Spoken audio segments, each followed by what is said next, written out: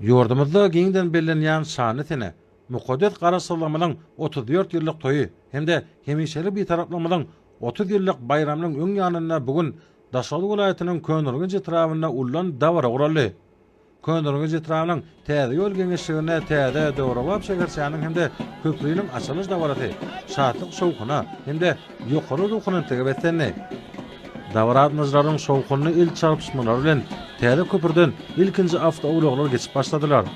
Bugün açylyş dawratyna täze köprüden gennazynyň geçmegen juda tolgunlyjy purtatlara uruly. Soňra dawratmyzlar bir taraplyk şeherçetiniň açylyş dawratynyň geçirilýän ýerine geldiler.